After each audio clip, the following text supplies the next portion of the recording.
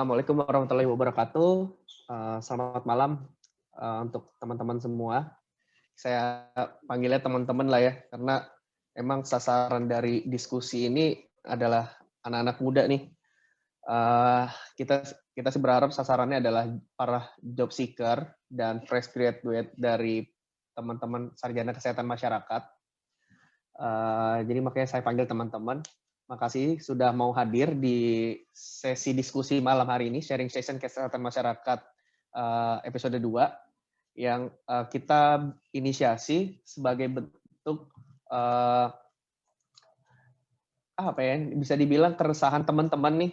Untuk teman-teman SKM mungkin sudah tahu bahwa emang kondisinya 1 tahun ini kan STR juga sedang dihentikan gitu. Sedangkan dalam beberapa tahun terakhir ini emang jumlah produksi STR Kesmas itu cukup tinggi gitu, karena emang ekspektasi dari teman-teman SKM gitu saat dia kuliah kesehatan masyarakat adalah bekerja sebagai tenaga kesehatan, dan syarat dari tenaga kesehatan adalah mendapatkan STR gitu. Sehingga orientasi teman-teman ini dalam beberapa tahun terakhir berubah gitu. Padahal mindset, padahal untuk sebagai seorang sarjana kesehatan masyarakat, berkarirnya itu nggak hanya melulu tentang tenaga kesehatan gitu.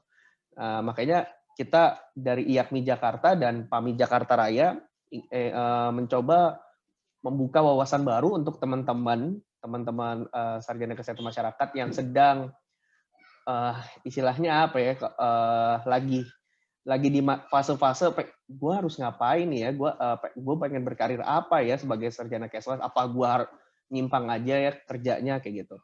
Nah ini kita dari IAKMI Jakarta dan PAMI Jakarta coba buka diskusi seperti ini, menghadirkan tokoh-tokoh yang emang mereka berkarir, ya mereka seorang sarjana kesehatan masyarakat juga, tapi mereka nggak berkarir sebagai tenaga kesehatan gitu. Namun mereka tetap menggunakan ilmu kesehatan masyarakat yang mereka sudah pelajari selama perkuliahan. Nah hari ini saya sudah kedatangan tamu, Bang Idris Ahmad. Ini saya panggil Bang karena walaupun beliau anggota DPRD, beliau ini masih muda, nggak jauh beda umurnya sama kita, masih generasi milenial ya Bang, sama ya Bang? Kalau di BPS kan 90 milenial kan sampai 97 dari 85 ya. Di mute Bang. Iya ya benar-benar. Oke, sorry. Oh iya benar bro. Oke, masih milenial berarti. Oke, jadi kita makanya saya panggilnya Abang nih. Beliau ini akan malam ini bakal sharing-sharing mengenai karirnya beliau gitu, sejak lulus perkuliahan hingga sekarang ini sebagai menjadi anggota DPRD DKI Jakarta gitu. Beliau akan sharing-sharing, harapannya ya teman-teman ini bisa membuka pikiran teman-teman gitu. Pikiran teman-teman bahwa seorang SKM itu tidak hanya melulu tenaga kesehatan, tapi bisa lebih dari itu. Gitu. Oke, makasih Bang Idris sudah mau meluangkan waktunya. Bagaimana Bang kabarnya? Sama-sama. Alhamdulillah baik. Alhamdulillah. Gimana bro? Baik. Sehat juga? Alhamdulillah sehat Bang. Oke, jadi izin saya mau bacain CV-nya Bang Idris dulu nih. Jadi Bang Idris ini merupakan lulusan kesehatan masyarakat dari Fakultas Kesehatan Masyarakat Indonesia angkatan 2009.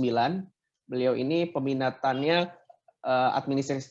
administrasi dan kebijakan kesehatan. Terus beliau pengalaman kerjanya itu pernah menjadi staf ahli Gubernur DKI Jakarta di tahun 2016 hingga 2017. Terus pernah menjadi bekerja di tim kampanye Ahok Jarot di tahun 2017. Terus bekerja di Pusat Studi Administrasi dan Kebijakan Kesehatan UI dari 2014 hingga 2015. Terus beliau sekarang menjadi anggota Dewan Perwakilan Rakyat Daerah Provinsi DKI Jakarta sejak periode 2019 hingga 2024. Oke, jadi kalau ngelihat CV-nya beliau ini emang pengalamannya di pemerintahan sebenarnya, dan analisis kebijakan gitu Bang. Jadi emang eh mungkin Bang Idris bisa ceritain kali pertama, kenapa akhirnya memilih berkarir di situ, Bang, sebagai seorang SKM, Bang? Oke, baik. Oke. Assalamualaikum warahmatullahi wabarakatuh semuanya. Malam, salam sejahtera Waalaikumsalam. buat kita semua. Ini kayaknya banyak yang Ya. mahasiswa ya. Saya mungkin kebanyakan mahasiswa sih, Bang, tapi sasaran kita sih fresh grade sama job seeker lah, pada usia-usia emang pada nyari-nyari kerja nih, Bang. Oke, jadi semoga semuanya sehat ya di tengah pandemi ini. Amin, Jadi amin. pertanyaannya, saya, gue biasaan gue lu. Ya, Saya boleh. apa namanya? Pertama kerja itu kan setelah lulus itu kerja di pusat kajian di FKM UI. Terus juga akhirnya magang. Sebenarnya titik baliknya itu kalau pertanyaan kenapa masuk politik itu ya benar-benar saat jadi tenaga ahli sih. Jadi tenaga ahli seorang gubernur DKI Jakarta yang pada saat itu memang secara signifikan di persepsi masyarakat dan fakta pembangunannya punya beberapa hal yang merubah dan menyelesaikan banyak masalah. Dari situ saya lihat sebenarnya ada apa ya? Ada sebuah optimisme bahwa ketika ada pejabat publik yang benar, ya banyak perubahan yang bisa dilakuin gitu di banyak sektor. Sebenarnya dari situ ya ada keyakinan itu dan jadi titik balik saya pribadi untuk melihat bahwa oh bisa loh sebenarnya ada pejabat publik yang benar gitu. Selama ini kan kayak kita kalau nonton TV kayaknya yang korupsi, yang ya udahlah gitu nggak kerja, yang rapat tidur gitu bahkan kan selalunya didoktrin gitu. Tapi pada saat itu karena gue kerja di belakang layar beliau dan tahu banget gimana cara beliau kerja, ya akhirnya merasa ada optimisme itu dan ya harus dilanjutin gitu. Itu satu. Kedua adalah sektor publik ini atau sektor pemerintahan ini sebenarnya adalah upaya melipat gandakan manfaat gitu ya. Karena kalau di sektor publik atau pemerintahan yang bisa kita lakuin itu banyak banget gitu. Kayak siapa sih yang bisa jamin PBI ratusan ribu orang? Kalau di Jakarta anggarannya untuk skema PBI APBD aja sekitar 1,2 T tiap tahun. Sultan mana gitu yang ya maksudnya kalau kita ngomongin artis-artis sekarang yang kaya-kaya itu yang mau ngebayarin PBI gitu contohnya gitu dengan 1,2 T kan nggak mungkin ada gitu. Nah itu ada di sektor publik, ada di sektor pemerintahan, memang government gitu ya. Nah disitulah ada sebuah ketertarikan dan keyakinan saya pribadi untuk ya harus ada di banyak orang yang masuk ke sini untuk ya terus melakukan banyak perubahan dan melipat gandakan manfaat. Kayak gitu sih normatifnya. Nanti kita bisa pertajam. Sip. Cuman kita tarik ke belakang nih, Bang. Kita tarik ke belakang sebelum Abang ini memilih jurusan kuliah.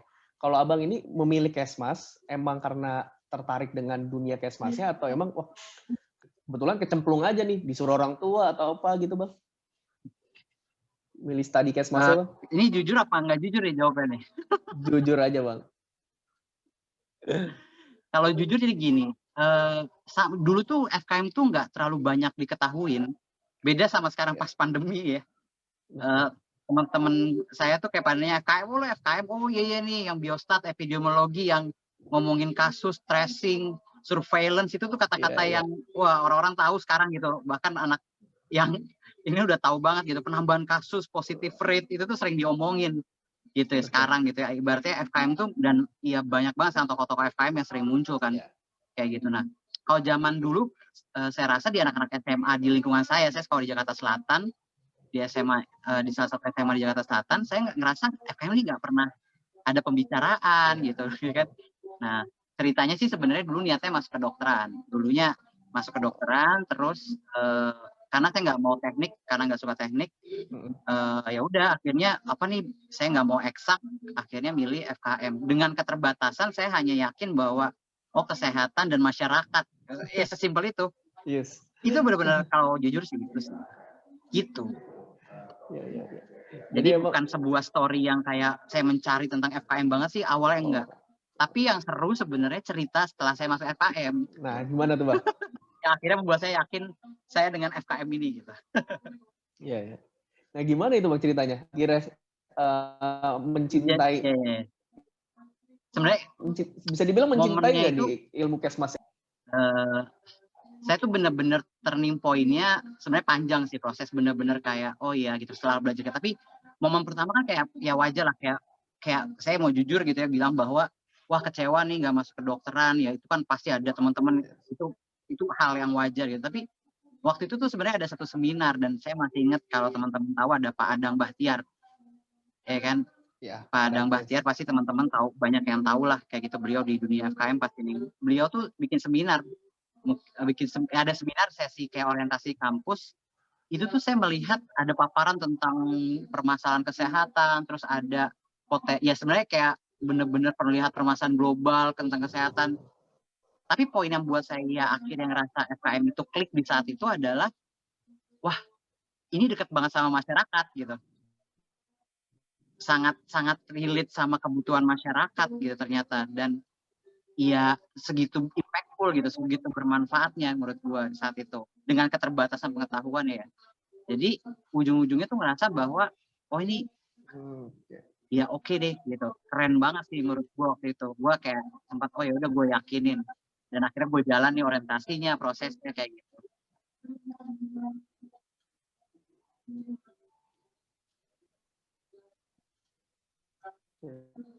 Gitu sih bro. Kalau pas awalnya tuh, kalau selanjutnya sih panjang kayak ya, Bang, akhirnya kuliah terus nemu dengan ilmu kegiatan kampus dan kesmas ini. sebagainya, ya itu yang buat melengkapi gitu. Iya, iya. Gimana? Sore Bang. Sore delay ya? Halo.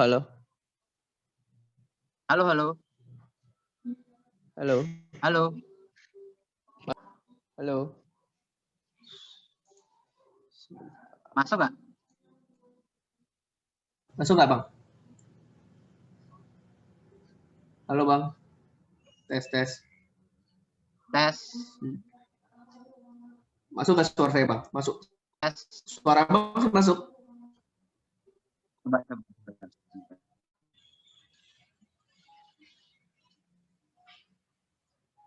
Ya. Suaranya jelas Bang. Oke. Suara Bang Idris. Di mute Bang. Di mute Bang.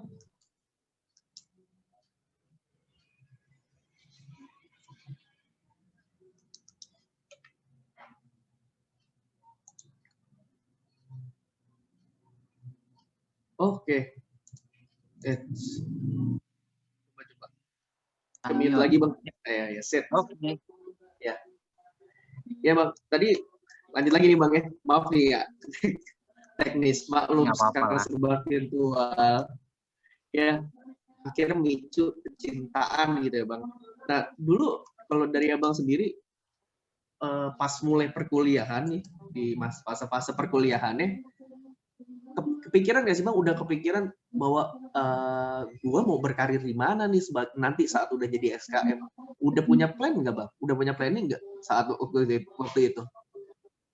Dulu waktu itu tuh plan bener-bener ada ketika masuk AKK sih.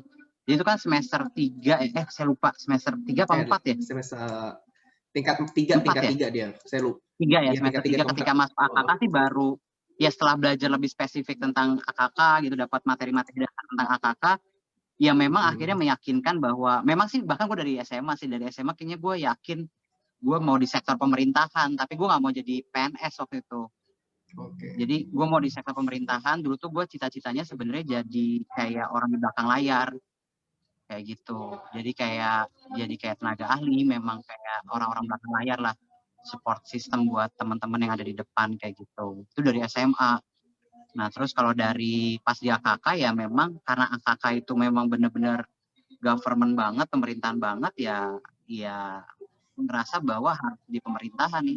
Dan akhirnya memang, dan kan kalau memang gak ada yang spesifik kebijakan kan, kalau di FKM itu cuma FPK, MRS, sama asuransi askes kan.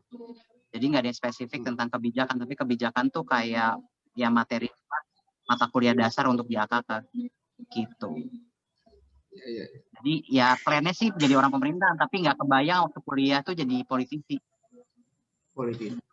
Oke. Jadi politisinya ini nggak kepikiran, tapi emang kerja di pemerintahan. Di sektor pemerintahannya emang, iya gitu, tapi jadi politisinya enggak. Tapi balik lagi tadi di ini Bang, apa namanya, bahwa ya akhirnya bekerja di bidang pemerintahan gitu, bidang pemerintahan. Menurut Abang, apakah itu sesuai dengan implementasi keilmuan Kesmas, Bang, dengan apa yang sudah Abang jalanin?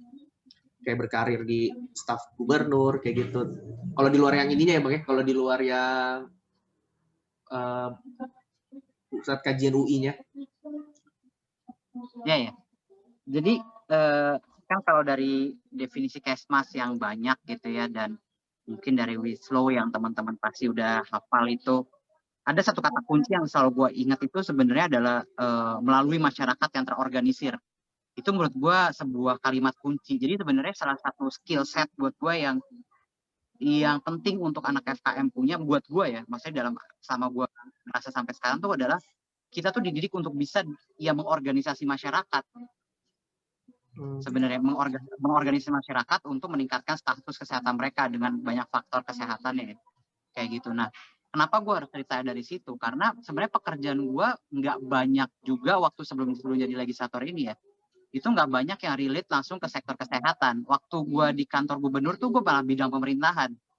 Gitu. Tapi melalui bidang pemerintahan itu, ya sebenarnya ada banyak sektor yang bisa gue dorong untuk ya istilahnya tuh berperan dalam meningkatkan upaya kesehatan masyarakat. Contohnya gue tuh bikin KPI lurah, contohnya bikin KPI lurah camat di Jakarta dulu. Kayak itu bukan gue sama tim ya, gue bikin KPI lurah. Di salah satu KPI-nya itu ada satu poin sebenarnya lebih kepada kan kalau Jumantik teman-teman tahu ya kan, Jumantik itu kan sebenarnya bukan di bawah dinas kesehatan. Maksudnya yang bisa benar-benar menggerakkan mereka tuh sebenarnya ada lurah, para lurah-lurah di Jakarta karena anggaran operasionalnya di beliau, komunikasi intensif sama beliau kayak gitu. Nah makanya makanya itu di situ kita masuk, gue bisa masukin itu gitu. Itu satu, itu yang benar-benar kayak penanganan terhadap penanganan DBD. Tapi di banyak sektor lain, teman-teman belajar sosial determinan nggak sih waktu kuliah? Gue sih salah satu yang gue inget itu gitu. Lo belajar nggak? Belajar kan, masih ingat kan bahwa sebenarnya dan dari definisi kesehatan aja itu kan kompleks banget sebenarnya, bukan hanya kayak lu menghilangkan penyakit gitu. Nah di situ gue melihat bahwa akhirnya di Kesmas itu tuh gue belajar bahwa semua tuh multifaktor gitu, nggak bisa cuma faktor tunggal. Nah makanya di KPI itu semua sisi dalam pengembangan wilayah harus berjalan baik, ujung kaitan juga baik langsung dan tidak langsung terhadap upaya peningkatan kesehatan masyarakat. Kayak gitu. Nah itu yang gue lakuin sebenarnya waktu jadi staf gubernur tuh kayak gitu. Tapi memang gue bukan bidang Kesmas, ada yang bidang kesehatan yang ngurusin BPJS karena program prioritasnya waktu itu Pak Gubernur itu tentang BPJS gitu, tentang pelayanan bagaimana semua bisa universal health coverage kan. Awal-awal BPJS ya. Nah, tapi ya di situ sih kalau bisa. Kalau di DPRD sih lebih banget kayak gitu, dan karena itu komisinya lebih komisi kesehatan ya, lebih kan? kerasa banget. Iya ya, karena gue di komisi E terus juga ngomongin anggaran yang langsung tereksekusi itu lebih berasa banget. Kayak kemarin contohnya kita tuh mendorong anggaran berapa miliar, saya lupa jumlah persisnya, tapi untuk meningkatkan kapasitas tes di Labkesdanya DKI. Itu kita bikin kesepakatan, di situ ada proses lobby politik, ada proses kita meyakinkan anggota dewan yang lain untuk yaudah kita prioritasnya untuk meningkatkan kapasitas tes nih.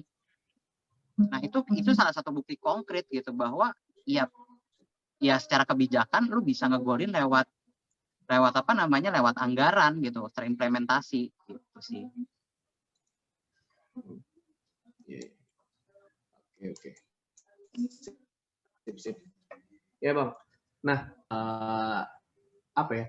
Abang ini memilih berkarir menjadi memilih ilmu kesmas gitu, emang nggak ada kepikiran untuk menjadi seorang tenaga kesehatan ya bang? Emang ya menurut abang ada yang bisa lebih dari itu ya bang?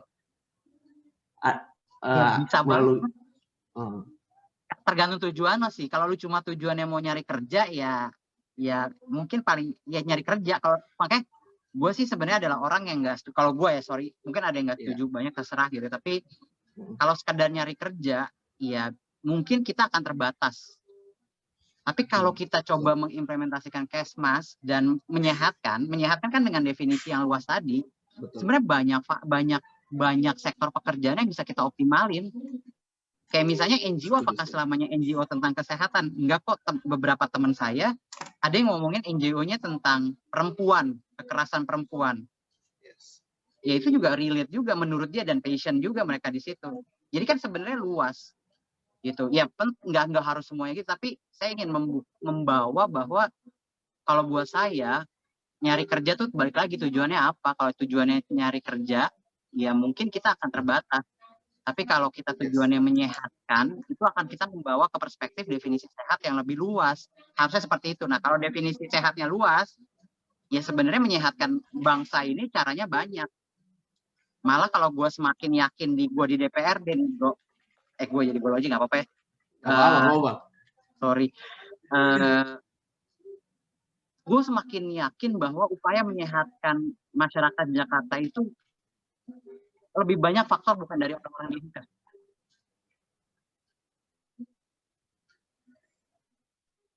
Orang dari mana? Orang penataan pemukiman, infrastruktur yang gimana bikin penataan.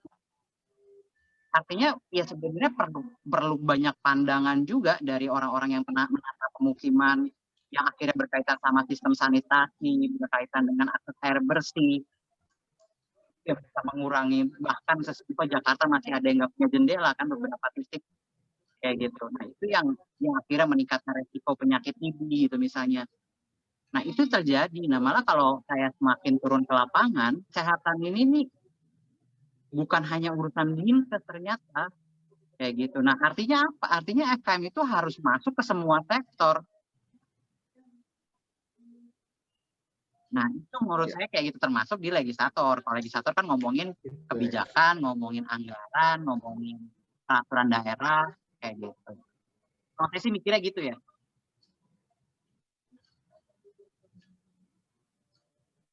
Oke, jadi emang menurut abang ini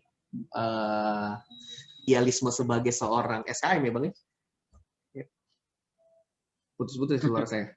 Ya bisa bilang gitu, tapi saya hanya mencoba mengimplementasikan apa yang saya tahu dan saya pelajari sih sebenarnya kayak gitu. Kalau dibilang idealisme terlalu hegemoni banget bro. Tapi menurut saya di FKM itu yang diajarin ya itu sih. Kayak menurut saya kayak ya upaya-upaya menyehatkan masyarakat, menyehatkan bangsa gitu ya. Ya kayak gitu gitu. Sip. Ya, oke. Selanjutnya bang, kita beralih sedikit ke sesi. Suaranya agak kecil deh, Farandi. Oke. Bisa dideketin nggak? Halo bang. Ya.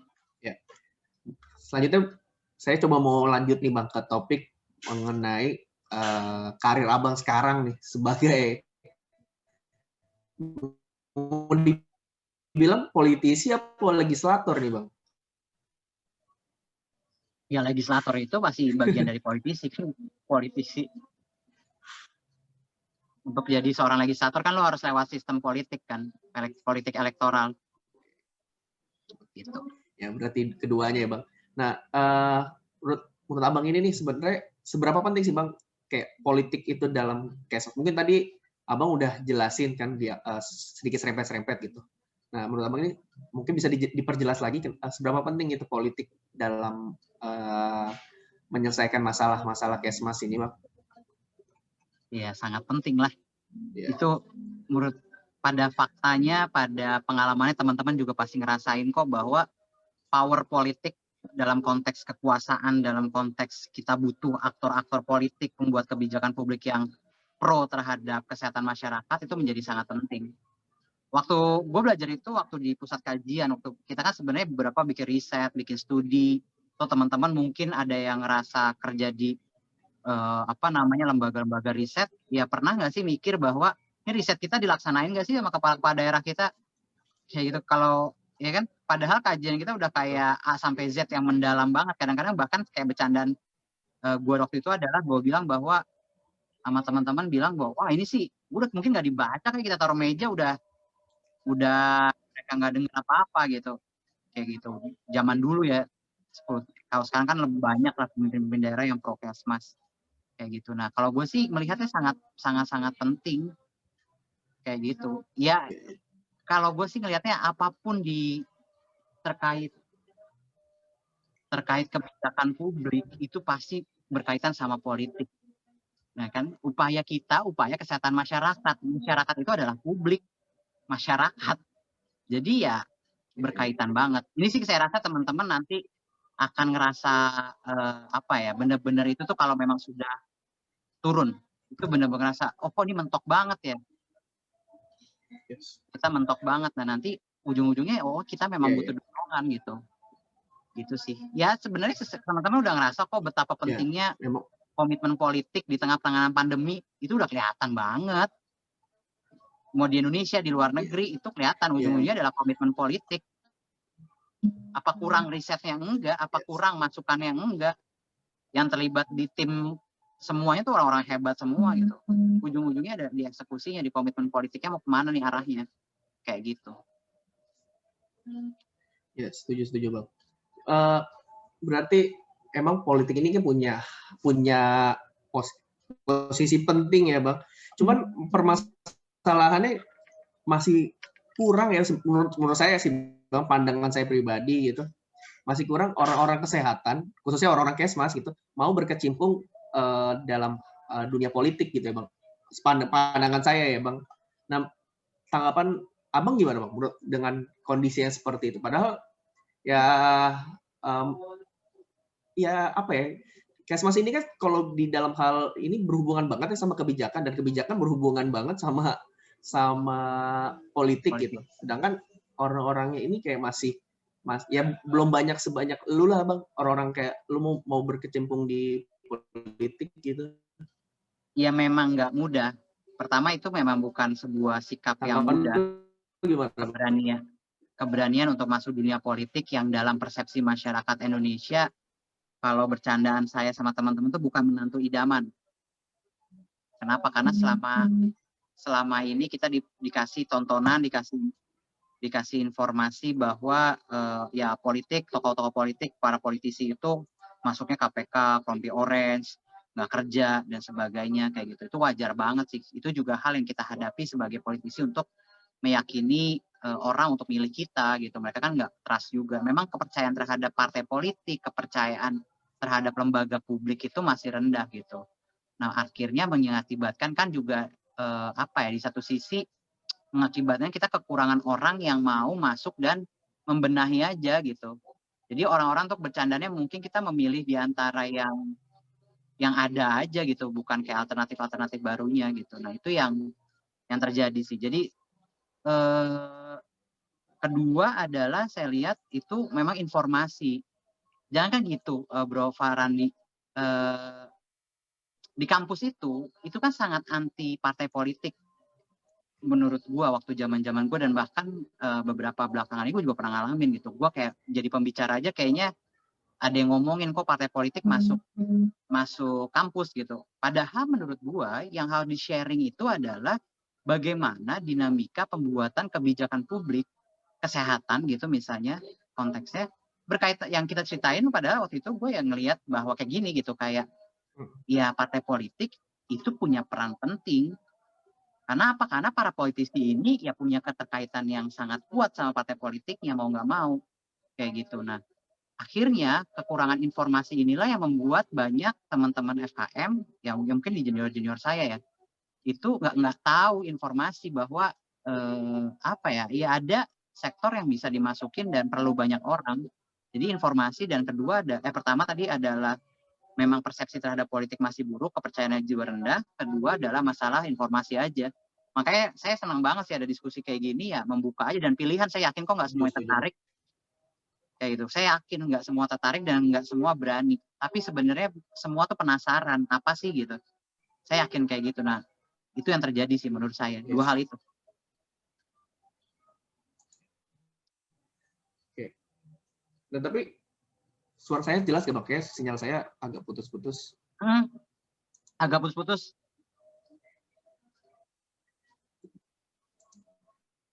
Bentar, saya coba ganti web dulu sebentar ya Bang.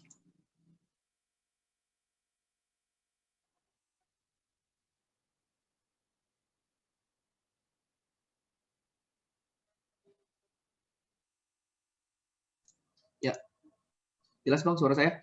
Oke, jelas. Ya Bang, berarti emang apa ya? Ya tadi 2 poin itu ya mengenai emang istilahnya idealisme lah kalau bicara jiwa ya Bang. Terus informasinya gitu, informasi tentang dunia politik ini emang masih abu-abu gitu ya. Masih orang ngelihatnya itu yang buruk loh. Nah, sebenarnya apa ya? Mungkin sebelum ini deh Bang, sebelum kita ngobrol jauh tentang tugas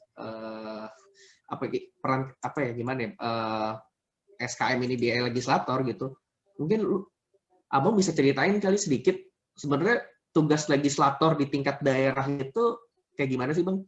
Karena mungkin masih banyak orang-orang masih kurang paham gitu, apalagi kan kadang antara DPR dan DPRD ini kadang masih apa ya, mungkin orang awam nggak begitu mengerti tugasnya sebenarnya apa sih. Jadi kalau DPR RI pasti urusan pemerintah pusat. Jadi di teman-teman ini mungkin juga pengetahuan ya, kalau sharing pasti ada pembagian namanya pembagian kewenangan. Ada yang diurusin sama pemerintah pusat, ada yang diurusin sama pemerintah daerah. Kayak gitu. Pemerintah daerah tuh dari provinsi, kota atau kabupaten.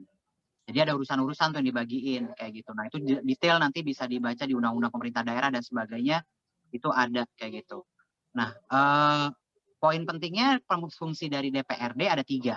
Pertama itu, satu yang paling sering itu yang terdengar tuh adalah legislator itu sebenarnya kita tuh nama fungsinya sebenarnya pembentukan peraturan daerah. Kayak gitu. Karena sebenarnya kita agak beda pola pembentukan legislasinya. Nanti itu bisa dibahas detail, tapi yang perlu disampaikan di sini bahwa peran DPRD itu pembentukan peraturan daerah. Contohnya yang kesmas banget gitu ya dan lagi jalan nih adalah Perda KTR DKI. Contohnya itu tuh bisa dieksekusi. Pertanyaannya kalau nggak ada anak FKM yang ada dalam lingkaran DPRD, saya nggak bilang legislatornya aja, apakah bisa memberi input dan bisa berjuang secara politik? Belum tentu. Ada pun kalau sedikit susah juga. Balik lagi karena politik itu ya harus mencapai kesepakatan bersama. Kayak gitu. Caranya banyak gitu ya. Tapi itu jadi penting. Makanya numbers itu, jumlah itu jadi penting dalam politik. Semakin banyak pasti memang semakin berkuasa tanda kutip ya. Kayak gitu. Karena lo bisa banyak ngedrive kebijakan dan sebagainya. Itu perda. Pembentukan peraturan daerah. Perda-perda. Jadi teman-teman, kalau misalnya punya cita-cita, oh kita pengen semua ada program, tadi ada yang nanya tentang STBM gitu. Gimana bikin STBM? Ya lo bikin perdanya juga bisa. Perda itu nggak harus yang ya kita ngomong misalnya perda tentang STBM, kewajiban pemerintah di situ di dalam bahkan diatur selalu harus ada APBD yang anggaran daerah yang dialokasikan untuk penataan pemukiman khususnya dalam penataan sistem sanitasi kayak gitu. Itu bisa bikin perdanya. Kenapa? Karena ngeluarin anggaran harus ada dasar aturannya. Dasar aturannya bisa perda atau peraturan gubernur kepala daerah. Kayak kalau di Jakarta itu contohnya gitu ya misalnya. Jadi perda atau perda KTR yang paling sering gitu. Perda apa lagi ya? Ya banyak sih sebenarnya kayak permasalahan misalnya. Nah ini juga menarik. Kenapa saya cinta sama FKM nih salah satunya karena di FKM itu saya dikasih perspektif yang multisektor. Bisa jadi judul perdanya tuh nggak tentang kesehatan bos, bro. Maksudnya nggak tentang kesehatan. Tentang apa? Misalnya perda tentang penataan pemukiman.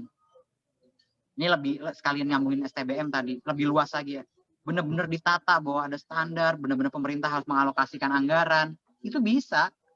kalau misalnya kita komitmen politiknya ke arah sana gitu. Dan itu apakah judulnya tentang kesehatan? Apakah isinya semua tentang kesehatan? Enggak. Tapi apakah itu berdampak sama sektor kesehatan? Banget di Jakarta. Kayak gitu. Nah, itu yang contoh-contohnya lah. Kayak gitu. Nah, itu yang menurut saya terkait perda. Yang terakhir adalah anggaran. Nah, kalau anggaran ini ya udah pasti. Di daerah kan 10% ya. Di undang-undang kesehatan, di undang-undang Untuk kesehatan kesehatan kan ya Bang, kesehatan iya. 10% di 10%. APBD, ya itu udah ada. Tapi kan pertanyaannya 10% ini buat apa? Iya. Pertanyaan yang kemarin saya tanyakan, contohnya di rapat, ada alokasi untuk preventif promotifnya berapa? Programnya apa aja? Evaluasinya gimana? Nah, di situ apakah nggak butuh anak SKM, nggak butuh anak-anak Kesmas yang punya perspektif multisektor, punya pemahaman tentang perspektif data gitu, ngebaca data kesehatan gimana, sehingga butuh preventif, punya sudut pandang kolaborasi gitu ya, leadership dan sebagainya, ya butuh banget kayak gitu. Jadi kita sama lulusan FN di sana juga sama aja gitu, nggak ada bedanya kayak gitu. Lulusan politik sama aja karena kan kita ngebicarainnya anggaran daerah. 3 itu kalau fungsinya. Nah, ada fungsi yang apa ya, istilahnya nggak di undang-undang tapi realita di lapangan tuh punya keterwakilan. Keterwakilan tuh kayak istilahnya tuh jembatan aspirasi lah.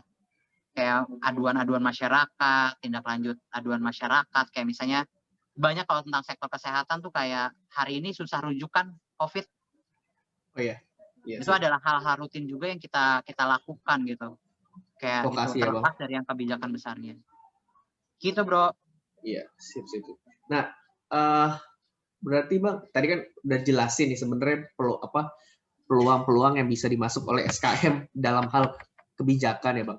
Nah, sebenarnya kalau dari sisi ininya Bang, kalau dari sisi peluang karir gitu Bang, untuk bekerja di bidang lembaga legislator nih khususnya, apakah itu harus jadi politisi doang terus Bang? Kalau di DPR saya pernah dengar kan staf ahli gitu. Apakah di DPRD juga ada Bang kayak gitu?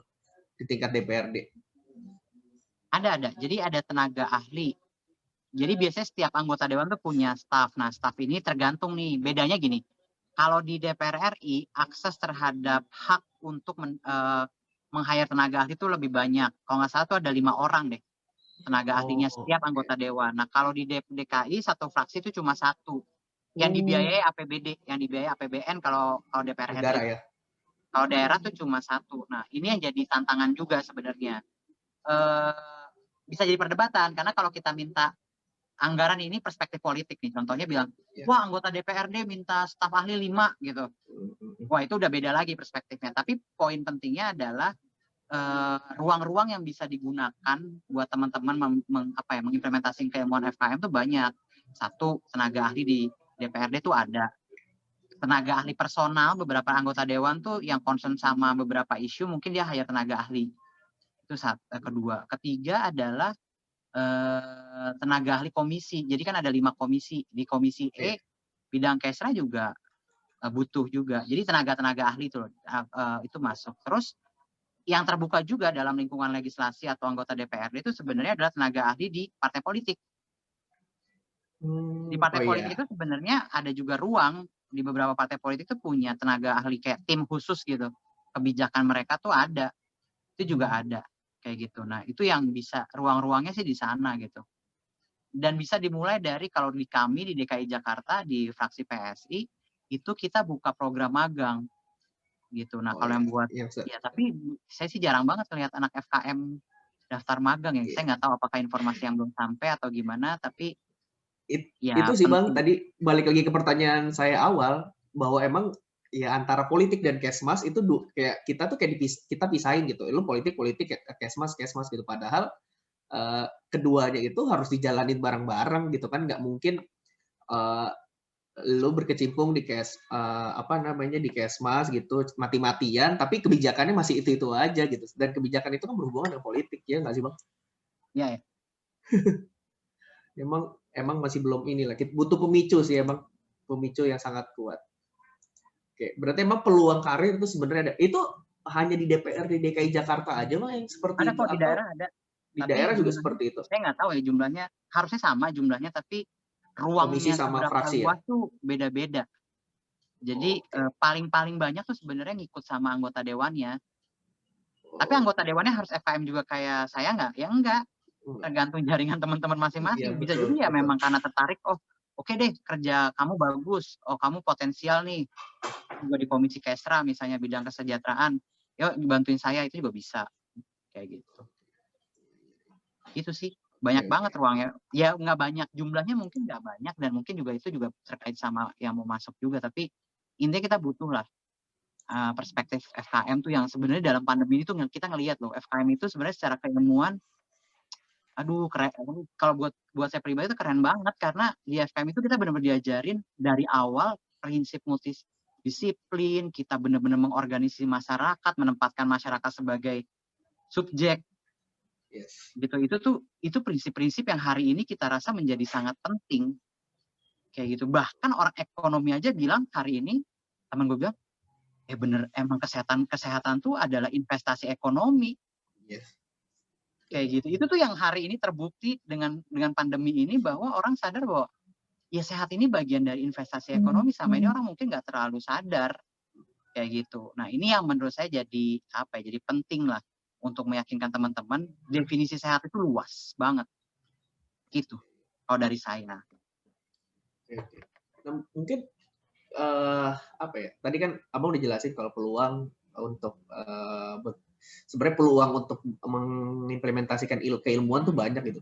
Nah mungkin abang bisa cerita bagaimana untuk memulainya bang, kalau mau berkarir yang berhubungan dengan entah itu lembaga legislator atau berhubungan dengan bekerja dengan kebijakan gitu bang, kebijakan publik itu memulainya bagaimana bang?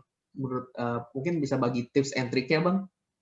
Pertama, menurut saya pribadi, zaman kampus, ini kuliah ya, waktu zaman kuliah dulu, satu yang saya lihat adalah kecenderungan anak FKM itu waktu zaman saya dan beberapa tahun di bawah saya itu mainnya sama anak-anak FKM aja. Okay. Atau karena kan secara kalau di kampus saya gitu di UI itu secara struktur kan memang FKM itu langsung ke stasiun bisa langsung jalan. Iya, langsung pulang.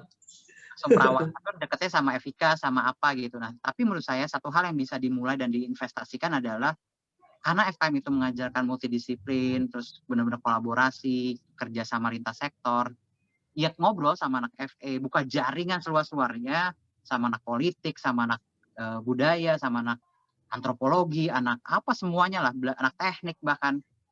Karena itu adalah investasi yang kita nggak tahu setelah setelah lulus itu akan jadi apa. Atau kita doakan semoga itu jadi sebuah modal sosial yang bisa jadi manfaat buat kita sendiri gitu. Ya kan, itu kan kita nggak tahu namanya investasi. Nah, tapi saya yakin kok, saya juga hari ini bisa kayak gini karena saya banyak belajar dengan banyak teman-teman di fakultas lain gitu. Kayak akhirnya saya dapat perspektif ekonomi, saya kenal dia, hari ini saya masih ketemu, dan kalau saya ada masalah ekonomi misalnya, saya langsung bisa kontak dia. Oh, gue lagi butuh masukan nih tentang kebijakan ekonomi, lo bisa jadi narasumber nggak? Atau ada masukan nggak? Itu masih saya lakukan gitu sampai hari ini. Nah, itu penting banget kayak gitu. Nah, jadi dari kuliah tuh itu. Nah, tapi kalau gimana yang fresh graduate sekarang? Kalau saya melihatnya, pertama adalah jangan takut untuk magang, internship. Jadi kan kadang karena banyak publik, banyak kayak UNDP atau multinasional yang nggak terkaitan. Ya banyak kayak UN organization itu kan banyak juga buka internship, itu satu. Terus di mana ya, di sektor politik juga ada yang buka magang gitu kan, itu bisa dicoba gitu. Jadi jangan jadi fresh graduate itu jangan gede gengsi juga gitu. Jangan gede gengsi bahwa anak lulus kok magang lagi gitu. Itu malah menurut saya sih pintu masuk. Kenapa saya itu? Karena saya dulu waktu sebelum jadi staf ahli itu magang, digaji enggak, tapi saya nekat aja. Gue bantuin orang yang gue rasa bener waktu itu, dan orang mau kerja buat masyarakat, ya udah gue seneng aja, happy aja gitu. Waktu itu magang, terus benar-benar do the best. Ya nggak tahu rezekinya di hire jadi staf tetapnya gitu. Itu kan kita nggak pernah tahu ketika ujungnya kayak gimana. Kayak gitu. Terus kalau caranya lain adalah, ini mungkin saya nggak tahu apakah semua domisili di Jakarta atau campur-campur. Coba deh ngobrol, coba aja beraniin diri email anggota dewan, email teman-teman yang di politik gitu, yang punya jaringan di politik gitu, email aja, saya mau kesehatan masyarakat, ada potensi, misalnya teman-teman yang masih mau magang, ada nggak kesempatan saya buat ngobrol atau kesempatan saya buat diskusi dulu gitu, kayak gitu. Itu ya ya salah satu caranya sih. Kalau saya sih kayak gitu sih. Tapi beda-beda karena ini nggak bisa fit for all gitu loh, nggak bisa Betul betul. Setuju satu bang. cerita buat semua, kan beda-beda. Tapi poinnya adalah ya buat saya jangan gengsi aja sih. Karena kadang kalau saya ngomongin magang nih, saya pernah ikut satu sesi pas diomongin, kok magang lagi sih, kok internship lagi, dibayar nggak, gajinya kecil gini. Ya itu perspektif masing-masing ya. Tapi Betul. buat saya memang investasi itu ini pertarungan jangka panjang sih, bangun karir itu. Nggak ada yang orang-orang tuh tiba-tiba fresh graduate semuanya tuh ya ada, tapi nggak akan banyak yang langsung dapat jodohnya kerjanya bagus tuh, enggak. Intinya kita harus fight dan harus benar-benar bertahap, buka jaringan seluas-luasnya, kerja bener aja, kerja benar, terus inisiatif, leadership yang ditunjukin itu akan ada apa ya? Saya percaya lah pasti akan ada jalan, walaupun beda-beda tiap orang ya. Maksudnya waktunya tuh beda-beda, ada yang setahun, mungkin ada yang 10 tahun, tapi ya gitulah, memang beda-beda. Kalau ngomongin ini agak apa ya? Agak nggak bisa diterapin buat di semuanya. Jadi Betul. teman-teman yang sebenarnya bisa cerita nanti gimana pengalamannya malah. Ya. Gitu, bro. Setuju. Oke bang. Nah, mungkin ini udah mau masuk ke akhir. Nah, dari teman-teman mungkin ada yang mau ingin bertanya kali tadi seputar legislasi, apa proses-proses legislasi, terus mengenai antara politik dengan Kesmas. Kita sih harapannya nih di malam ini adalah membuka pikiran teman-teman bahwa karir seorang Kesmas itu nggak melulu mengenai tenaga kesehatan gitu. Ini teman-teman itu bisa berkarir lebih dari itu gitu. Nah, nih kita dari YAKMI Jakarta dan PAMI Jakarta ini sudah menghadirkan Bang Idris nih sebagai anggota DPRD DKI Jakarta untuk membuka wawasan teman-teman. Nah, silakan teman-teman kalau ada yang mau tanya, resen.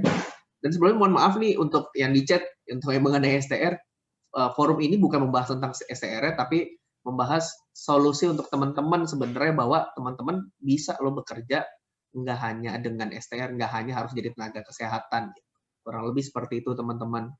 Kalau yang punya ternyata ekspektasi lain gitu untuk menjawab tentang permasalahan STR, bukan forumnya di sini. Ya, mungkin ada yang mau tanya-tanya, silakan teman-teman. Bisa di raise hand, nanti ntar dibantu unmute. Kalau di chat ini Bang, banyak yang ramai soal STBM sini Bang. Mungkin ya, TBM. Ya sebenarnya tadi saya udah nyinggung-nyinggung karena saya baca chatnya ya. Ya gini, banyak, nggak ada, pasti nggak cuma satu solusi kan. Tapi kalau saya lihat di ini, saya mungkin siapa nih Bro SS, namanya siapa ya nama aslinya? Saya panggil Bro SS ya. Saya melihat satu, kan di FKM pasti kita diajarin ya kita mapping masalah dulu beda-beda gitu. Nah, saya mau ngomongin apa yang saya tahu di Jakarta.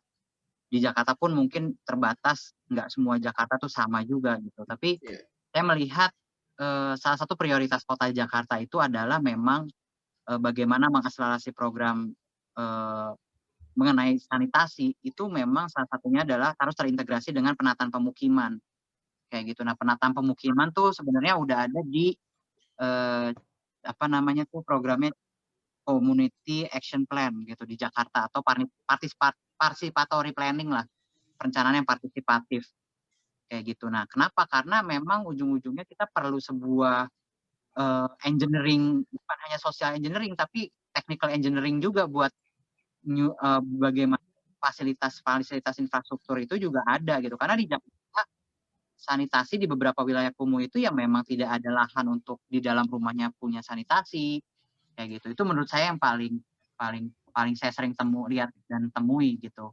Jadi penataan pemukiman jadi salah satu solusinya. Nah, terus ada yang ngomong juga nih Mas Hendradri bilang bahwa ya pendamping agar tidak menjadi stagnan. Nah, ini sebenarnya juga saya nggak tahu pendampingnya siapa, tapi inilah juga saya lihat peran puskesmas dalam konteks promosi kesehatan dan pendamping dalam arti edukator kesehatan itu dalam permasalahan kayak STBM ini perlu juga disupport. Supportnya satu adalah SDM. Apakah jumlah SDM-nya cukup ketika beban masyarakatnya mungkin satu kelurahan jumlah penduduknya berapa gitu. Nah, rasio itu perlu dipertimbangkan juga gitu. Terus ini yang sedang kita evaluasi. Jadi merevitalisasi fungsi puskesmas bukan menjadi kalau saya yang terkait pendamping ini, saya melihat memang salah satu kan sebenarnya bisa jadi akseleratornya itu adalah teman-teman di puskesmas. kayak gitu. Nah ini ya puskesmas sendiri memang harus direvitalisasi dalam konteks harus menggeser bahwa fokusnya ke orang-orang sehat, apalagi kalau puskesmas levelnya di kelurahan gitu yang benar-benar bersentuhan terhadap masyarakat. Mungkin itu kalau partisipasi masyarakat, edukasi ya ujung-ujungnya menurut saya memang ini upaya yang panjang ya, investasi yang panjang. Tapi kalau secara sistem dan pemerintahan mungkin 2 hal itu yang bisa saya sampaikan. Setuju sih Kayak Bang. gitu. Emang jalannya panjang sih. Itu emang kalau sekelas Jakarta aja emang persoalan kayak sanitasi itu emang masih menjadi masalah gitu. Emang karena yang nggak semudah balik tangan ya Bang. Mulai Ya dari karena bukan The kebijakan Sims, ya. bro. Lo main The Sims gak? Oh iya. Kalau The Dulu. Sims kan dari lahan kosong kan. Iya, Kalau ini kan kondisinya sebuah kota yang sudah terisi ya Bang, sudah padat. sudah terisi. Jadi kita harus kayak ya, dan di situ manusia kan nggak kayak barang mati yang dirubah-rubah, itu ada. Itu tadi makanya menarik. Kayak salah satu yang hari ini saya senang adalah di FKM itu kita belajar sosial determinan. Ya, betul. Itu seru sebenarnya. Karena ternyata waduh, bukan cuma bukan faktor health-nya aja, faktor-faktor kesehatan genetik itu yang susah itu sosial determinan itu tuh. Lingkungan, betul Iya, Bang. jadi social engineering tuh kalau bahasa kerennya tuh social engineering-nya tuh perlu pendekatan yang menarik tuh. Nah, disitulah keahlian skill set yang sebenarnya membedakan FKM sama yang lainnya tuh di situ tuh harusnya. Iya. Sip. Wah, banyak istilahnya kalau ini nih, sebenarnya obrolan kita nih banyak dagingnya nih teman-teman. Kalau istilah sekarang emang lagi keren nih, banyak dagingnya informasi-informasi bahwa emang ya Kesmas itu ya nggak melulu tentang apa saya suka kesel gitu Bang. Orang kalau dengar Kesmas gitu, orang umum atau orang kita kerja puskesmas, ya Kesmas itu hanya sekedar penyuluhan, melakukan penyuluh gitu. Apalagi orientasinya hanya sebatas itu saja, padahal ya bisa lu bisa lebih dari itu gitu. Dan Kesmas itu nggak hanya sekedar lu ngebacot penyuluhan doang, tapi ya bagaimana lu bisa mempengaruhi kebijakan, mempengaruhi orang untuk berubah perilaku, itu kan kompleks gitu. Ya, setuju Bang. Bahkan Kesmas itu lo bisa main di mana? Di sosial media campaign hari ini. Iya, betul, setuju. Belajar komunikasi bisa jadi sosial media campaign, jadi sosial media strategis, bikin campaign sosial media yang tujuannya menyehatkan mengedukasi dan mempromosikan kesehatan. Itu juga nggak banyak kok yang jago. Iya. Masalahnya kita kalah nih Bang sama influencer sekarang. Orang lebih percaya informasi kesehatan, informasi itu dari influencer gitu kan. Bukan kalah, kita yang belum menang. Nah, kan nggak tahu ujung pertarungannya kapan. Betul. Gimana, ada lagi yang mau tanya? Silakan teman-teman. Ada lagi teman-teman mungkin yang mau tanya mengenai ini? Mungkin. Oke. Kalau ada yang mau tanya silakan raise hand. Kayaknya dirasa menikmati nih Bang karena cuacanya juga mendukung nih. Yeah. Oke. Mungkin kalau nggak ada kita yang nanya gimana? Nanya apa Bang? Boleh diskusi. Ya tanya aja, di sini ada yang tertarik masuk politik ya? Boleh jawab di apa ini tidak kali tertarik politik, tidak tertarik ke pemerintahan atau politik, jadi legislator gitu misalnya, itu kenapa sih? Ada yang mau jawab nggak? Boleh silakan di chat yang mau jawab. Chat atau apa gitu. Atau ada yang mau ngomong langsung. Jadi Kemkes aja. Jadi Kemkes itu dipikir nggak ada politik ya? Iya. Mau naik jabatan tuh butuh lobby juga. Enggak lah, jangan. Kita harus membangun meritokrasi. Oh iya Bang, setuju. Ada ya, lagi benar. mungkin? Saya doakan bisa jadi Kemkes. Dulu saya cita-citanya dulu lucu deh, Bro Farandi. Saya dulu ditanya waktu saya bidding waktu itu di kampus di FKM. Saya masih ingat banget pertanyaannya adalah cita-citanya jadi apa, kayak mau jadi apa gitu ya, sama panelisnya. Saya bilangnya jadi staf ahli Menkes, bukan jadi Menkes. Itu jadi pertanyaan. Sebenarnya saya tuh memang senangnya di belakang layar gitu, tapi ya nggak tahu memang rezekinya. Tapi memang kebanyakan juga para senior kita gitu dalam hal pemangku kebijakan ngekonsepin orang-orang itu emang di belakang balik layar semua Bang.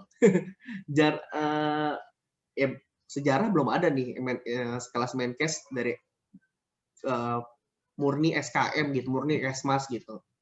dokter-dokter emang spesialis gitu kan, yang awalnya spesialis. Bukan orang-orang yang emang berkecimpung di Kesmas gitu. Memang udah jadi ya kebiasaan kali. Mungkin kita harus dobrak gitu kan. Bahwa SKM itu nggak hanya di balik layar, harus di depan sebenarnya kalau menurut saya sih, supaya lebih terdengar ya. Ya. Tapi kita sama satu juga kita, tapi jangan terjebak kita saling ini. Yang mau ambil peran di belakang ya boleh gitu. Mau ambil peran di depan boleh. Nah, yang harus kita lakukan bangun ekosistemnya saling support gitu. Yang terjadi kan saling kayak nggak support, masih kayak ngapain lu masuk politik gitu, ngapain, jadi kayak masih ada kayak gitu-gitunya gitu. Di politik kan gini-gini, menurut saya harus nggak gitu. Oh, lu masuk politik gitu, lo harus disupport. Oh ya udah, gue dukung nih, gue dari belakang, kalau butuh bantuan apa-apa kabarin gue aja gitu. Itu yang harus ada semangat di anak-anak FKM.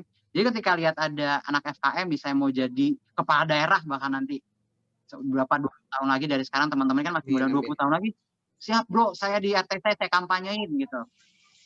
Kayak gitu. Itu sebenarnya penting karena memang ujung-ujungnya tetap kita butuh aktor. Kalau tadi argumennya Farandi kan bilang bahwa lebih senang di belakang layar.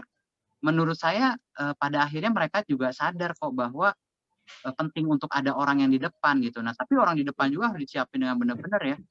Kayak gitu. Kayak benar-benar harus ya memperjuangkan gitu.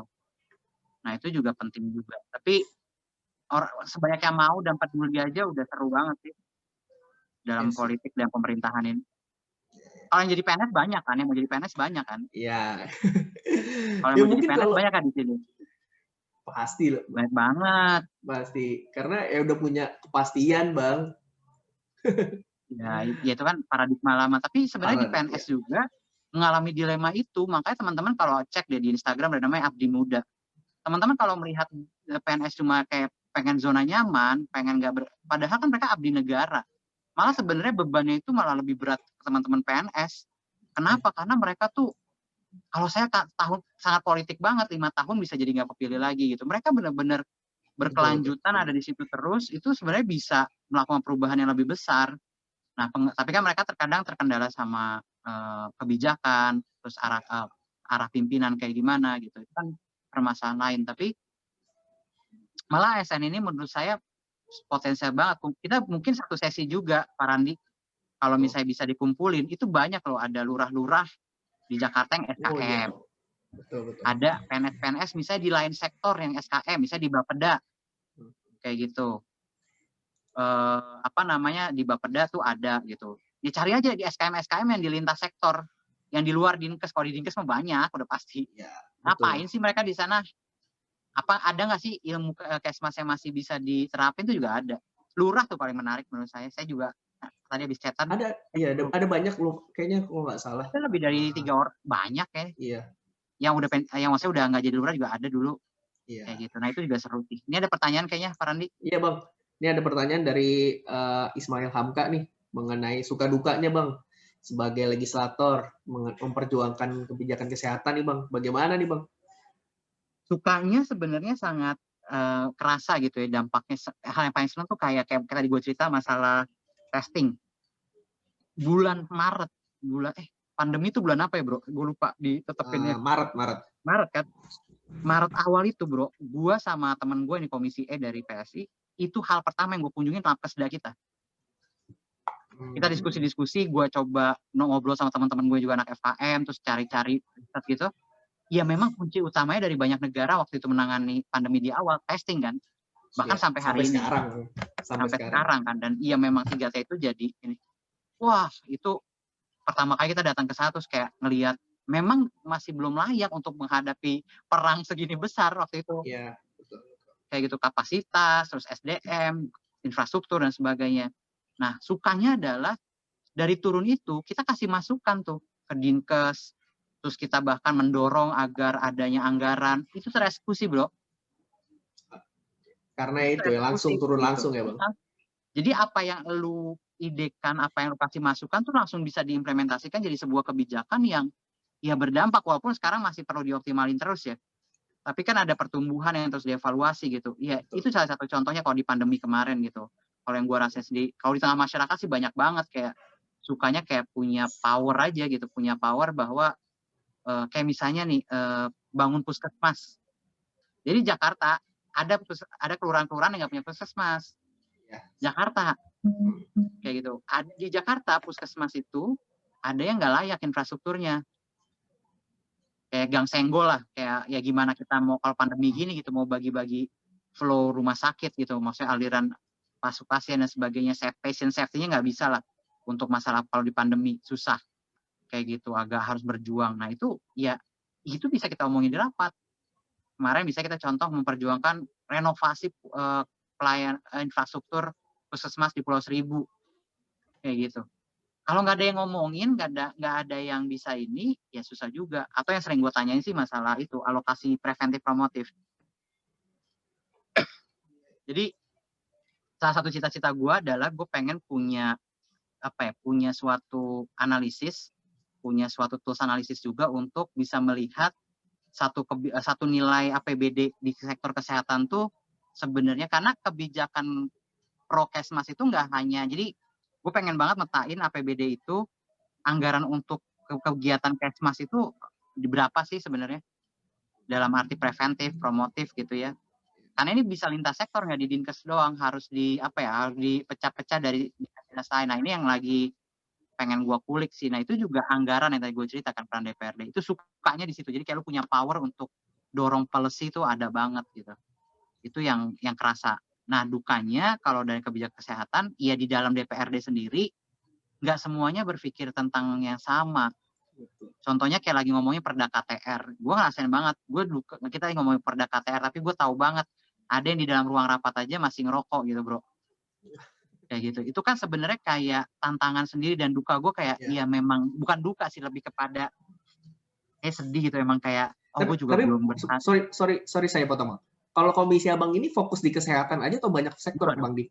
Ada pendidikan, sosial, pemuda, olahraga. Sama ya, sama kayak DPR berarti ya?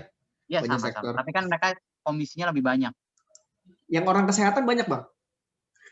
Enggak ya? Dokter ada satu. Oh dokter. Dokter 2 di komisi gue. Tapi tetap orang berat ya bang? Orang FKMI itu kalau nggak salah di DPRD cuma gue deh, DKI. Iya kayaknya iya deh.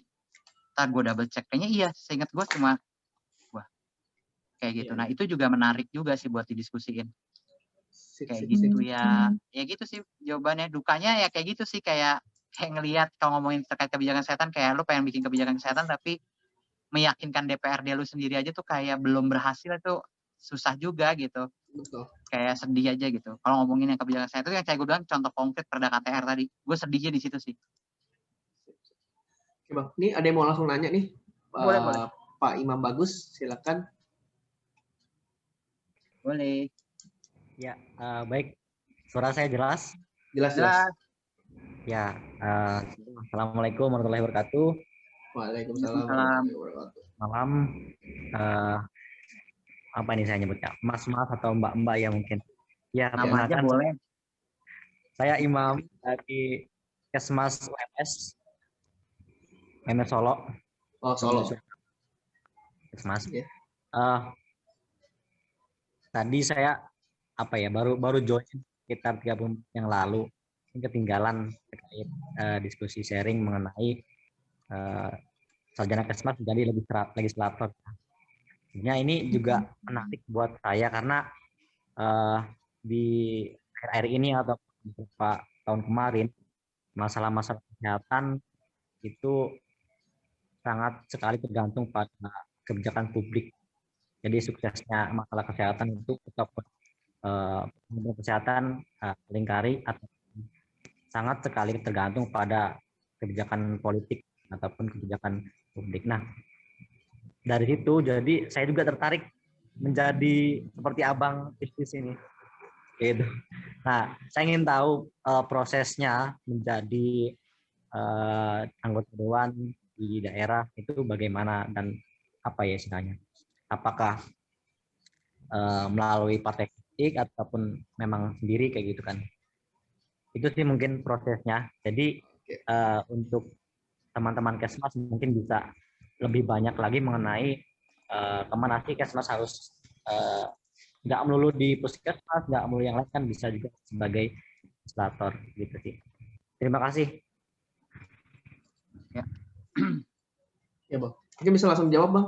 Oke, jadi pertanyaannya gimana bisa jadi seorang legislator? Yang pasti lo harus masuk partai politik itu udah pasti, Bro Imam. Itu udah pasti sih karena legislator itu diajukan oleh partai politik kayak gitu. Nah tadi saya share nomor telepon, jadi nanti kita bisa ngobrol lebih jauh secara teknis, Bro Imam, kayak proses politiknya karena ya banyak hal yang perlu kita ceritain kalau kayak gini, tapi bukan dalam konteks cerita legislator dan Kesmas. Tapi poinnya pertama masuk partai politik, di situ diajukan.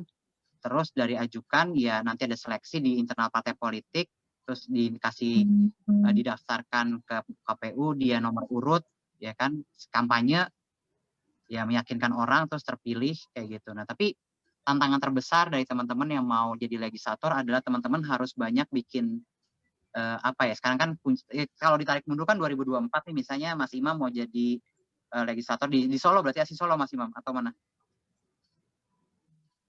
Mau jadi legislatornya di mana Mas Imam? Sorry, ini dia di ini Bang. Iya. Ya, saya asli Jawa Barat. Asli Jawa Barat saya. Jawa Baratnya mana? Majalengka. Oh, Majalengka. Kabupaten berarti ya? Ya, kabupaten. Ya kan, berarti kan sekarang lihat aja gitu. Sekarang kan satu, teman-teman harus punya informasi politik. Satu, kapan pemilu?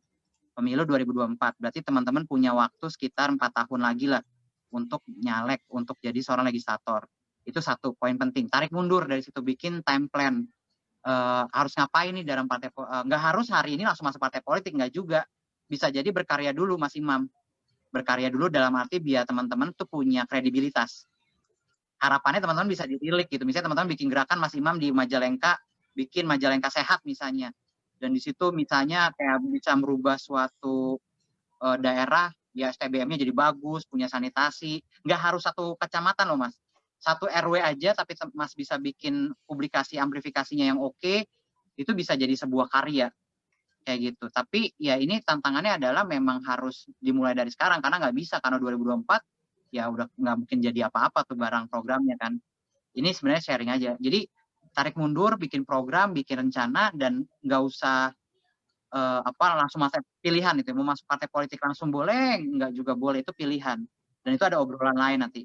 Dan pertimbangkan partai politiknya apa kayak gitu. Kayak apa sih yang sejalan dengan visi kesehatannya Mas juga, misalnya ngomongin kesehatan atau visi pribadinya kayak gitu, tuh pilih partai politik. Itu udah pasti karena yang bisa mengusulkan legislasi cuma partai politik kayak gitu. Nah terus udah kampanye ya, kalau saya sih sarannya gimana caranya, satu, banyak buka jaringan, banyak ngobrol, banyak bangun relasi, dan yakin aja Mas, niatan itu jangan diragu-raguin lagi. Udah saya mau jadi legislasi, entah jadi apa enggak ya urusan nanti gitu, tapi niatin aja kayak gitu. Kenapa? Karena keberanian bersikap untuk menentukan jadi legislator itu yang menurut saya jadi penting.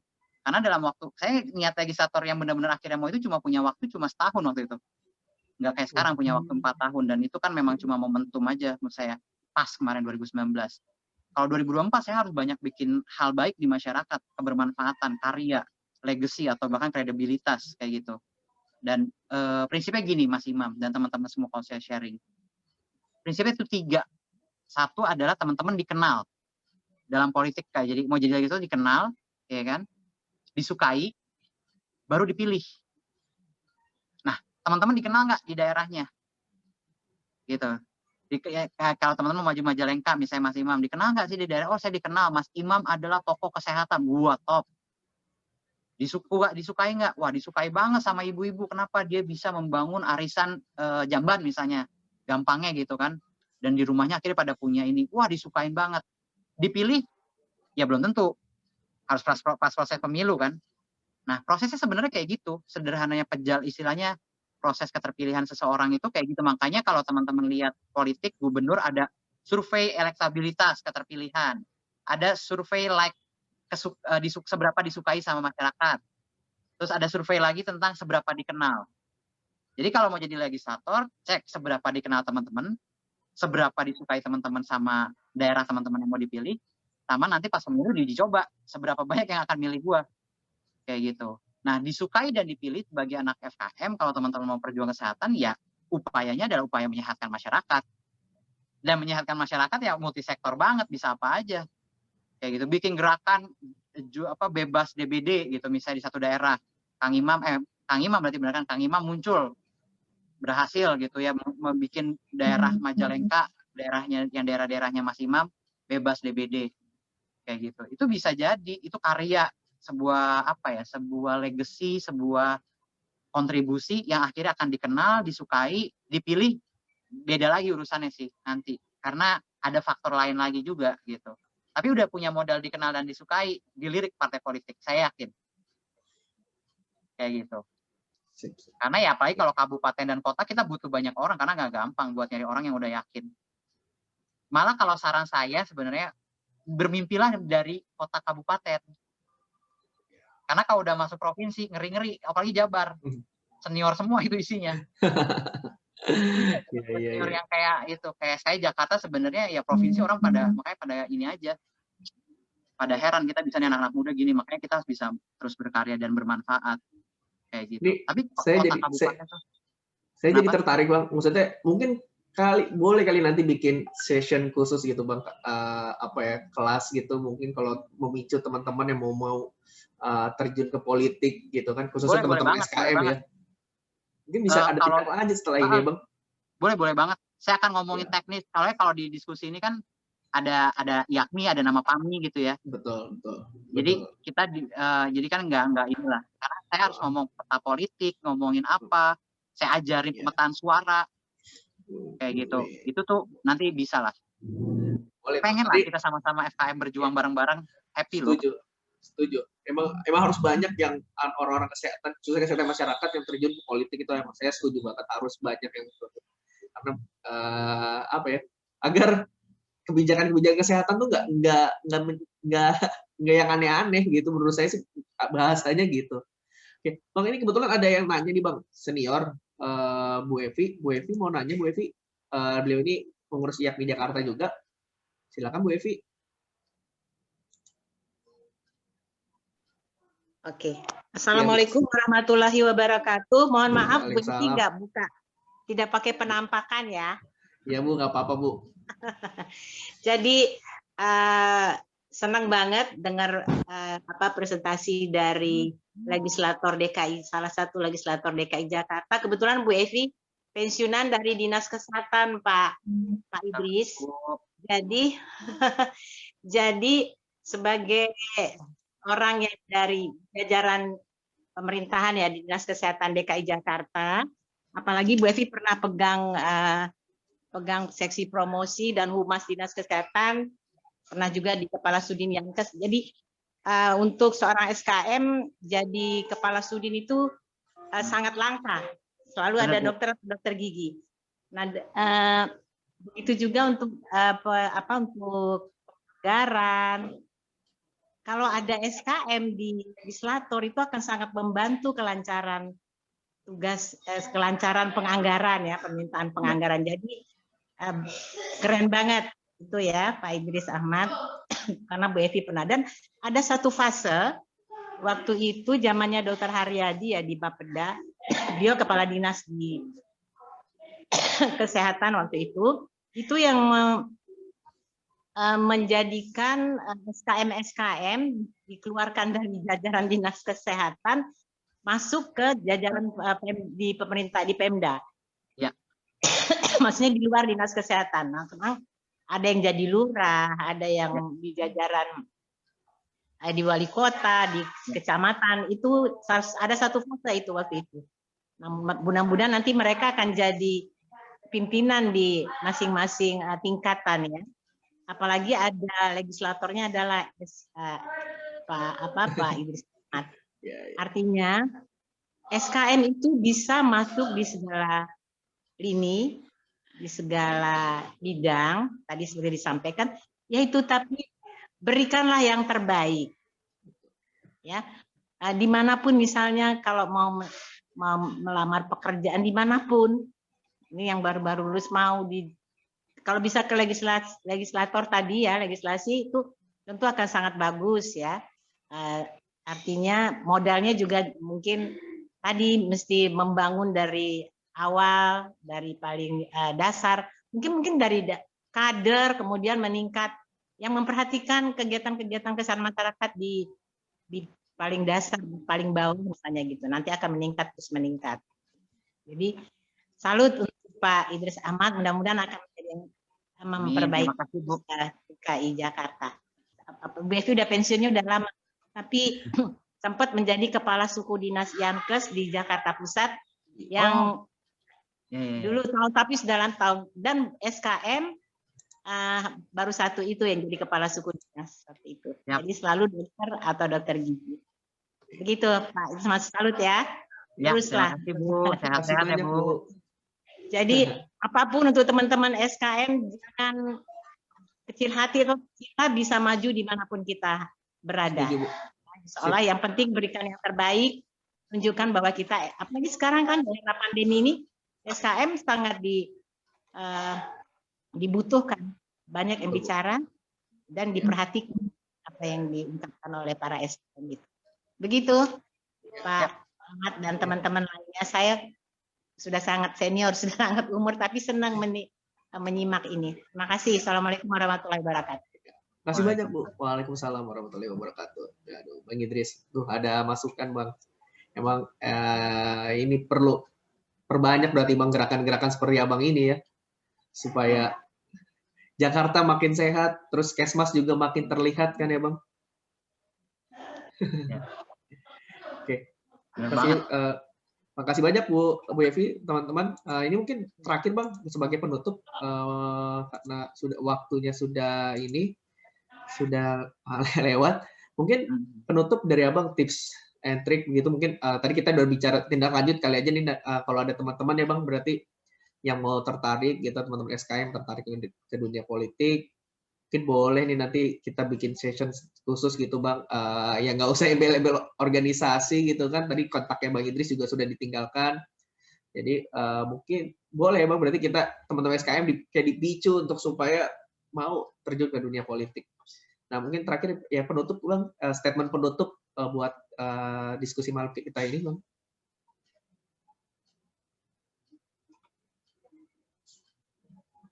Bang Idris, putus ya? Atau saya yang sinyal jelek?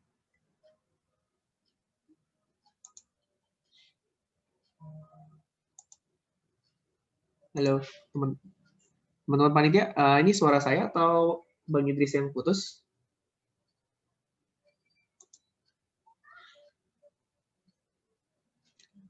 Oke, ya. Semoga Bang Idrisnya masih bisa masuk. Ya, untuk teman-teman yang bertanya, nanti saya sampaikan chatnya ke Bang Idris. Beliau ini juga sosial medianya bisa di-follow di Idris Ahmad. Terus untuk apa namanya yang nonton dari pertengahan, nanti video record diskusi ini akan dipublikasikan di YouTube IAKMI DKI Jakarta. Follow terus aja sosial media IAKMI DKI Jakarta. Di IG ada di IAKMI DKI Jakarta. Terus di YouTube-nya IAKMI DKI Jakarta. Kayaknya Bang Idrisnya benar-benar lost. Nggak ada ini. Mungkin makasih banyak teman-teman atas masukan-masukannya di chat, yang udah Bang Imam udah mau nanya langsung. Kita sangat terbuka sekali, mohon diisi untuk daftar hadirnya. Kita juga di situ ada form evaluasinya. Kita sangat terbuka sekali masukan-masukan dari teman-teman untuk buat diskusi seperti ini gitu. Karena masukan dari teman-teman ini penyemangat bagi kita nih buat jalanin program ini secara terus-menerus. Karena kami yakin, ya tadi seperti Bu Evi bilang, ini Bang Idris, Bang, mungkin sebelum saya closing nih Bang, terakhir boleh closing statement Bang, buat teman-teman SKM nih. Oh, sorry Bang. Sip. Sorry tadi agak keluar. Poinnya pertama, saya tuh salah satu buku yang nggak tahu sih bukunya masih apa nggak. Ada bukunya Prof. Asko Badgani, udah pada baca nggak ya? Itu investasi kesehatan masyarakat gitu. Itu bisa kesehatan masyarakat adalah investasi gitu. Jadi di situ ada satu hal yang menurut saya menarik banget. Public health itu adalah something to do with loving people. Jadi sesuatu yang dilakukan dengan mencintai orang gitu. Itu tuh mengena banget ke saya waktu saya baca buku itu, dan waktu itu kita bikin diskusinya gitu, dan saya pegang prinsip itu salah satunya di hari ini gitu. Di situ saya belajar bahwa FKM itu sebenarnya adalah sebuah proses, makanya saya akhirnya menemukan keyakinan ya kesehatan masyarakat itu benar-benar dekat dengan masyarakat gitu. Nah itu yang menurut saya penting untuk jadi prinsip untuk teman-teman sih yang lagi nyari kerja, bahwa pekerjaan kita ini memang benar-benar menyehatkan masyarakat, ya lo harus cinta sama masyarakat itu gitu. Lo harus bekerja dengan cinta dalam arti ya total lah, atau tadi kata Bu Evi ada bekerja yang terbaik kayak gitu, itu yang prinsip sih kayak gitu. Jadi public health is something to do with loving people tuh menurut gua menjadi hal yang penting. Kedua adalah teman-teman tadi udah gue share nomor telepon, itu silakan aja dikomunikasikan. Gue berharap sebenarnya ada sebuah ekosistem yang baik di lingkaran internal kita, walaupun kita nggak boleh eksklusif gitu ya. Kenapa? Karena kita harus punya banyak support system lainnya juga, anak-anak ekonomi, anak-anak politik, anak apa kita yang tadi gue bilang itu penting. Tapi di internal kita, kalau teman-teman yang tertarik mau ngomongin politik, mau masuk ke dalam dunia legislator, mumpung masih 4 tahun nih, 2024, bisa jadi ajang percobaan, bisa jadi ajang pembuktian. Ya, gue sih komitmen untuk dukung sih, kayak gitu. Jadi silahkan banget buat yang mau diskusi, baik nomor telepon, WhatsApp itu WhatsApp saya pribadi, kayak gitu. Jadi kalau Pak Randi mau memfasilitasi nanti bikin diskusi yang lebih teknis, kontak aja Pak Randi, nanti kita bikin diskusinya. Tapi itu poinnya, jadi jangan menyerah. Kalau ini kan permasalahan STR dan sebagainya, itu ada permasalahan teknis yang semoga ada solusinya. Tapi poin pentingnya adalah semangat untuk kita bangsa itu nggak boleh hilang. Kita kerja dimanapun, kita ada dimanapun, itu harus ada terus semangat untuk menyehatkan bangsa bersama masyarakat. Itu aja sih. Thank you, Pak Randi. Oke, Bang. Kasih banyak sekali lagi. Bang Idris sudah mau meluangkan waktunya, kurang lebih hampir 1,5 jam nih kita ngobrol-ngobrol. Semoga ya banyak bermanfaat nih buat ngebuka pemikiran teman-teman untuk berkarir sebagai seorang Kesmas ke depannya. Sekali lagi masih banyak teman-teman, makasih banyak Bang Idris. Kurang lebihnya saya mohon maaf sebagai moderator. Nanti sekali lagi saya ingatkan kalau untuk yang mau nonton lagi bisa langsung aja cek di YouTube Yakmi di Yakmi DKI Jakarta. Sekali lagi makasih banyak, selamat malam. Wassalamualaikum warahmatullahi wabarakatuh.